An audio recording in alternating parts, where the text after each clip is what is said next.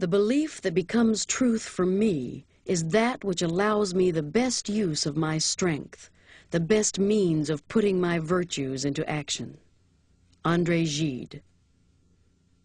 It is the mind that maketh good of ill, that maketh wretch of happy, rich or poor. Edmund Spencer. We are what we think. All that we are arises with our thoughts. With our thoughts we make our world. The Buddha.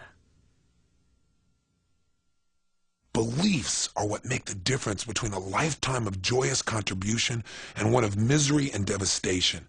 Beliefs are what separate a Mother Teresa from a Charles Manson. Beliefs are what cause some individuals to become heroes, while others lead lives of quiet desperation. See, the power of beliefs is virtually unlimited. Our beliefs can literally create or destroy.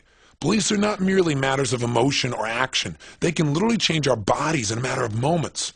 I recently had the privilege of interviewing Yale professor and best-selling author Dr. Bernie Siegel. As we began to speak about the power of belief, Bernie shared with me some of the research he'd done on people with multiple personality disorders. Incredibly, the potency of these people's beliefs, the belief that they had become a different person, resulted in an unquestioned command to their nervous system that made measurable changes in their biochemistry. Their bodies would literally transform before the researchers' eyes in a moment's notice. Patients' eye color actually changed as their personalities changed, literally from brown to blue. Physical markings on their bodies disappeared and reappeared. Even diseases such as diabetes or high blood pressure would come and go depending on the person's belief as to which personality they were truly manifesting. So what exactly is a belief? This thing that's so powerful. Basically, it's simply a feeling of certainty about what something means. It's a feeling that's supported by what we call references, by life experiences that hold that belief up. Think of an idea as a tabletop with no legs. There's nothing to support it. It's not solid. It becomes a belief the day you put legs underneath that tabletop. Now it's supported. Now it's solid. Now you feel certain. If you have a belief, for example, that you're sexy, that belief is supported by the events in your life. Your mate tells you that you're a terrific lover. You look good in your jeans. You work out every day. You keep your body in great shape, and you drive a hot car. You can develop a belief about anything as long as you find enough, quote, legs, in other words, enough references to support it. If you see yourself as a failure, for example, as someone who doesn't have the luck or the connections or the willpower of those who succeed, then that belief will govern your actions, and you'll most certainly mold exactly the life you predict for yourself. But if you honestly believe in your own capabilities, your capabilities to learn, to change, to adapt, to expand, to achieve personal breakthroughs, then your possibilities in life are literally unlimited. And you know what? You'll find references to back this up, to make yourself feel even more certain. And all personal breakthroughs, we must remember, begin with a change in our beliefs. How do we change our beliefs, though? The most effective way begins with understanding the pain-pleasure principle. Get your brain to associate enough massive pain to your old belief, and I promise you it'll change in a heartbeat. You've got to feel deep in your gut that not only has this belief cost you pain in the past, but it's costing you pain in the present, and ultimately it can take away everything you desire from your future. Then you need to associate tremendous pleasure to the idea of adopting a new, empowering belief. Another important element in changing a disempowering belief is to create doubt.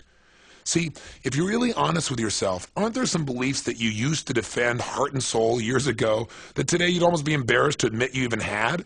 What happened to those beliefs? Something caused you to begin to doubt them. Maybe you had a new experience. Maybe something that ran counter to the experience that had propped up that old belief. Maybe, for example, you met some Russians and found out they were people just like you. They weren't part of some evil empire. Or maybe you discovered that if you relaxed and you really let yourself enjoy it, you really could look pretty good on the dance floor. In any case, something happened that planted a seed of doubt in your old limiting belief. Your mind began to re-examine or question your belief. And that's the key to beginning to break up your old limiting beliefs. If you question anything enough, eventually you'll begin to doubt it. This is a tremendously effective strategy for shedding disempowering beliefs.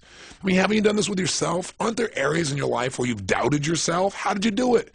You asked yourself lousy questions like, well, what if I screw up? What if I don't follow through? What if I forget what I'm supposed to do? And as you ask these questions, you begin to doubt yourself. Why not use this force for good and use it to destroy the limiting beliefs in your life? And as you question an old belief, begin to build up evidence to support your new beliefs, one that'll empower you. Give it legs. If you build up a belief enough, it'll become something even stronger. It becomes a conviction.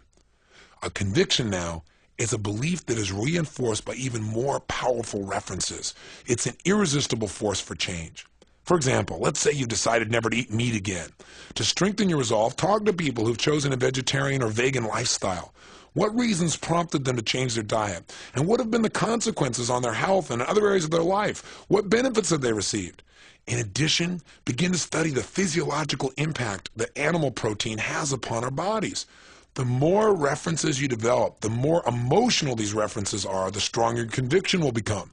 It becomes a conviction if you decide to go to a slaughterhouse and watch what's being destroyed in front of your very eyes and what you're going to eat. I can promise you then it'll go from a belief that you shouldn't do this into a conviction that says, I couldn't consume this ever again.